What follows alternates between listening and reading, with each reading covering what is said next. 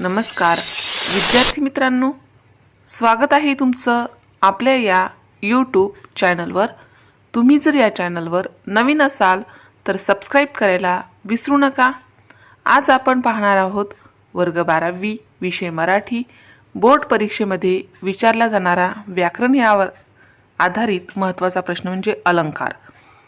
अलंकारामध्ये आज आपण अनन्वय, अपण्युती, अतिशयोक्ती आणि अर्थांतरन्यास या अलंकाराचा या ठिकाणी व्यवस्थित अभ्यास करणार आहोत। हा प्रश्न कृती 5 मध्ये एकूण 2 गुणांसाठी विचारला जातो। अतिशय महत्त्वाचा प्रश्न आहे, व्यवस्थित लक्ष देऊन ऐका। कृतीचे स्वरूप असते, कृती पत्रिकेतील कृती 5 मध्ये 1 अनन्वय, 2 अपण्युती, 3 अतिशयोक्ती, 4 अर्थांतरन्यास या अलंकारावर तसेच उपमेय उपमानावर आधारित कृती विचारल्या जातात।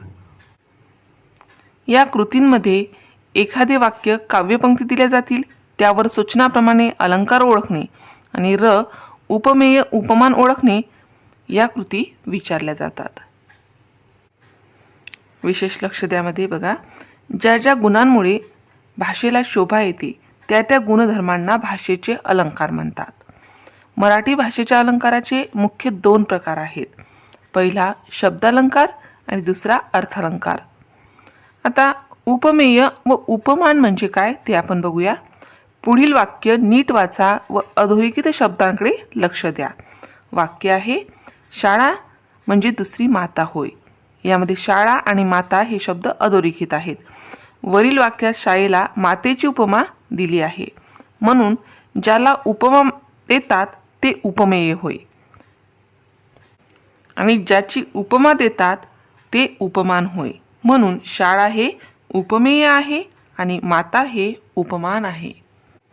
येथे आपणास अनन्वय, अपण्युती, अतिशयोक्ती, अर्थांतरन्यास हे 4 अर्थालंकार शिकायचे आहेत।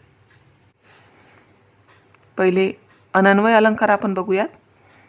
जेव्हा उपमेयाला उपमेयाचीच उपमा देतात तेव्हा अनन्वय अलंकार होतो। उदाहरण बघा, ह्या आंब्यासारखा गोड आंबा हाच। वरील वाक्यात उपमेय आंबा आहे आणि उपमान सुद्धा आंबा आहे, म्हणून ह्या आंब्यासारखा गोड आंबा हाच हे अनन्वय अलंकाराचं उदाहरण आहे। दुसरा आहे अपण्युती अलंकार। त्याची व्याख्या बघा, जेव्हा उपमेयाचा निषेध करून म्हणजेच नाकारून उपमेय हे उपमानच आहे असे सांगितले जाते तेव्हा अपण्युती अलंकार होतो। उदाहरण, हे डोळे नाहीत, कमळ पाकळ्या उमलल्या। वरील ओळीत उपमेय आहेत डोळे आणि उपमान आहे कमळ पाकळ्या, म्हणजेच या ओळीमध्ये उपमेय हे उपमानच आहे असे म्हटले आहे, म्हणून हे डोळे नाहीत, कमळ पाकळ्या उमलल्या हे अपण्युती अलंकाराचं उदाहरण आहे। तिसरा आहे अतिशयोक्ती अलंकार। व्याख्या, जेव्हा एखादी कल्पना फुगवून सांगताना त्यातील असंभाव्यता स्पष्ट केलेली असते तेव्हा अतिशयोक्ती अलंकार होतो। तर वाक्य बघा, आमचा टॉमी रात्री एवढ्या जोरात भुंकला की आकाश फाटले। वरील वाक्यात अशक्य गोष्ट सांगितली आहे, म्हणजेच वरील विधानात अतिशयोक्ती केली आहे, म्हणून आमचा टॉमी रात्री एवढ्या जोरात भुंकला की आकाश फाटले हे अतिशयोक्ती अलंकाराचे उदाहरण आहे। आणि चौथा आहे अर्थांतरन्यास अलंकार। व्याख्या, एका अर्थाचा समर्पक असा दुसरा अर्थ शेजारी ठेवणे म्हणजे एका विशिष्ट अर्थ दुसऱ्या व्यापक अर्थाकडे नेऊन ठेवणे व सर्वसामान्य सिद्धांत मांडणे याला अर्थांतरन्यास अलंकार म्हणतात। उदाहरण आहे, केल्याने होत आहे रे, आधी केलेची पाहिजे। वरील ओळीत काम केल्याने होते पण आधी प्रारंभ करायला हवा हा सिद्धांत मांडला आहे, म्हणजेच एका अर्थाचा समर्पक असा दुसरा अर्थ बाजूला ठेवला आहे, म्हणून केल्याने होत आहे रे, आधी केलेची पाहिजे हे अर्थांतरन्यास अलंकाराचे उदाहरण आहे। आता कृती पत्रिकेतील कृती 5 साठी कशा पद्धतीचे प्रश्न विचारले जातात ते आपण बघूयात। तर कृती 1, पुढील कृती सोडवा, पुढील पंक्तीतील उपमान ओळखा। पहिली ओळ आहे, हे हास्य नव्हे फुलला गुलाब गाली। यामधील उपमान आहे गुलाब. दुसरा आहे कर्णासारखा दानशूर कर्णच. यामध्ये उपमान आहे कर्ण. तिसरा आहे न तारका फेनची हा तळाशी तारकांचा. यामध्ये उपमान आहे तारका. आणि चौथा आहे ओठ कशाचे देठची फुलल्या पारिजातकाचे. यामध्ये उपमान आहे पारिजातकाचे देठ. यामध्ये दुसरी कृती आहे पुढील पंक्तीतील उपमेय ओळखा. पहिली ओळ आहे हे नव्हे चांदणे ही तर मीरा गाती. यामध्ये उपमेय आहे चांदणे. दुसरं वाक्य आहे अमृताहुनी गोड नाम तुझे देवा. यामध्ये उपमेय आहे नाम. तिसरा आहे न हे नभमंडल वारीराशी आकाश.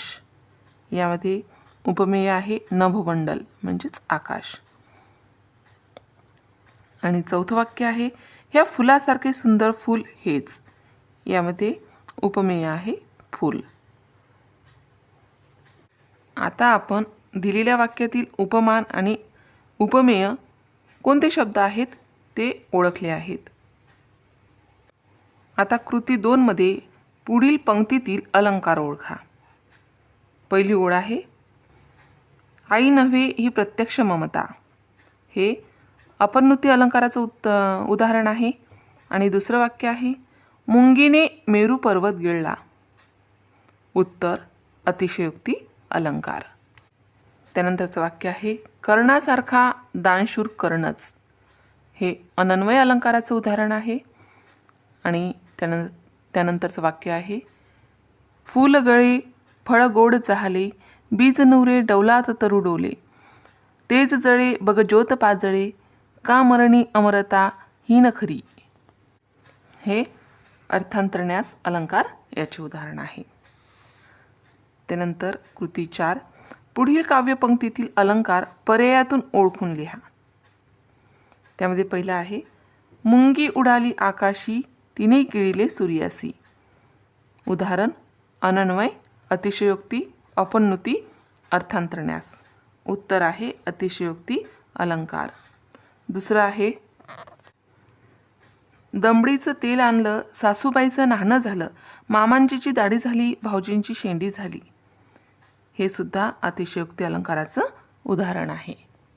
अशा प्रकारे आपण वर्ग 12वी विषय मराठी बोर्ड परीक्षेमध्ये व्याकरण यावर आधारित विचारला जाणारा अलंकार यावर आधारित आपण अनन्वय अपनुती अतिशयोक्ती अर्थांतरण्यास तसेच उपमेय आणि उपमान याचा या ठिकाणी अभ्यास केला आहे. अशा प्रकारे जर आपण सविस्तर व्यवस्थित अभ्यास केला तर आपल्याला यामध्ये 2 पैकी 2 गुण नक्की मिळतात. अशा प्रकारे वर्ग 12वीसाठी आपण हा अभ्यास बोर्ड परीक्षेमध्ये केलाच पाहिजे. अशाच प्रकारचे विविध वर्गाचे विविध विषयाचे स्वाध्यायासंबंधित परीक्षेसंबंधित व्हिडिओ पाहण्यासाठी आपल्या या चॅनलला सबस्क्राईब करा. आम्ही बनवलेले सर्वच व्हिडिओ लवकरात लवकर तुमच्यापर्यंत पोहोचण्यासाठी बाजूला दिलेल्या बेल आयकॉन बटनवर क्लिक करा. तुम्हाला जर हा व्हिडिओ आवडला असेल तर नक्की लाईक करा. काही समस्या असेल काही अडचण असेल तर कमेंट करा. शक्य असेल तर मित्रमैत्रिणींमध्ये शेअर करा. आणि सर्वात महत्त्वाचं म्हणजेच तुम्ही हा व्हिडिओ शेवटपर्यंत पाहिल्याबद्दल धन्यवाद.